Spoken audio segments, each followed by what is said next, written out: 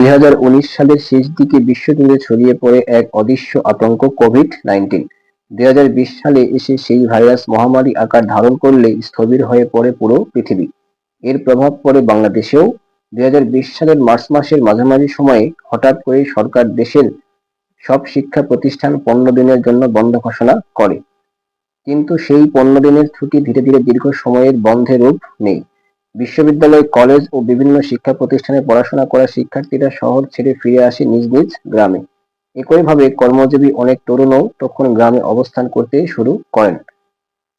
এই সময়টাতে নওগাঁ জেলার মোক্তারপাড়া গ্রামেও ফিরে আসে বহু শিক্ষিত তরুণ। দীর্ঘ সময় গ্রামে অবস্থান করতে গিয়ে তারা শুধু সময় কাটিয়েই বসে থাকেনি, বরং গ্রামের সামাজিক উন্নয়ন এবং পারস্পরিক সম্পর্ক জোরদার করার নানা উদ্যোগ নিয়ে ভাবতে শুরু করে। এরই ধারাবাহিকতায় 2020 সালে পবিত্র রমজান মাসে এক ভিন্নধর্মী উদ্যোগ গ্রহণ করে গ্রামের যুব সমাজ।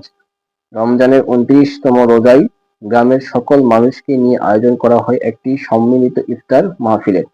সেই প্রথম আয়োজন ছিল অনেকটা পরীক্ষামূলক, কিন্তু গ্রামের মানুষের যে আন্তরিকতা ও ভালোবাসা নিয়ে এতে অংশগ্রহণ করেন তা তরুণদের অনুপ্রাণিত করে।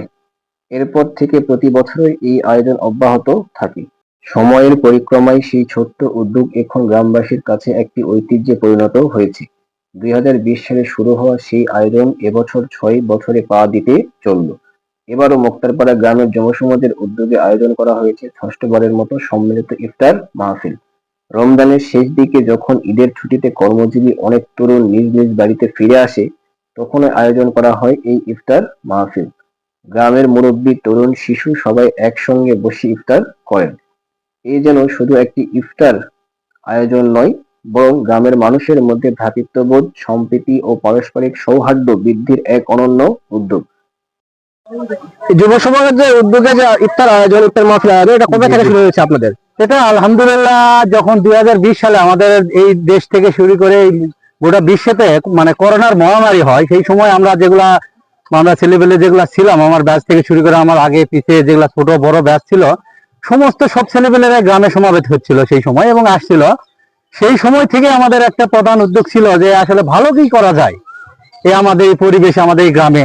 সেই সময় কিছু আমি থেকে শুরু করে আরো কিছু পোলাপান ছিল, তারা সবাই মিলে একটা বুদ্ধি করলাম যে প্রত্যেক বছরে যদি আমরা এই ইফতার যদি আয়োজন করা হয়, আলহামদুলিল্লাহ আল্লাহর রহমতে এই জিনিসটা অনেক ফজিলতপূর্ণ একটা মাসে যদি এই একটা আয়োজন করা যায়, তো সব গ্রামের জন্য ভালো, আমাদের জন্যও ভালো। এই জন্য আর কি মূলত তারপরে থেকে 2020 সালের পর থেকে ধারাবাহিক ভাবে বছরের পর বছর আমরা এই আয়োজনটা করে আসতেছি। আচ্ছা, আপনাদের ফান্ড কোথা থেকে পান, ইফতারের ফান্ড? আসলে মূলত আমরা যারা চাকরিজীবী আছি, আলহামদুলিল্লাহ যারা চাকরি করতেছে, গ্রামের যারা যুব সমাজ আছে, তারাও কিছু ইনকাম সোর্স আছে, এগুলো থেকে বিশেষ করে আমাদের ইনকাম সোর্সটা আসে আর কি এখান থেকে। জি জি, মোটামুটি আমরা যেমন পারে আর কি, মানে ডোনেট করে আর কি।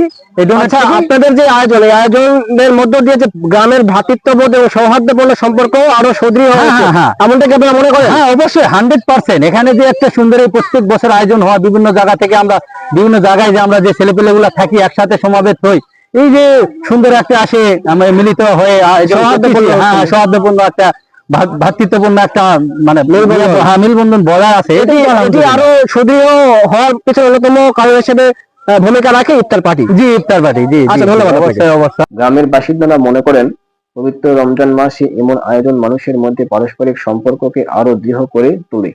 একই সঙ্গে আল্লাহর সন্তুষ্টি অর্জনেরও একটি সুন্দর মাধ্যম হয়ে ওঠে এই আয়োজন।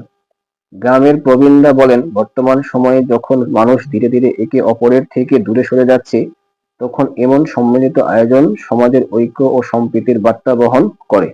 তরুণদের এই উদ্যোগ গ্রামের অনেকের কাছেই প্রশংসিত হয়েছে। তাদের বিশ্বাস ভবিষ্যতেও এই আয়োজন অব্যাহত থাকবে এবং গ্রামের সামাজিক বন্ধন আরো শক্তিশালী করবে।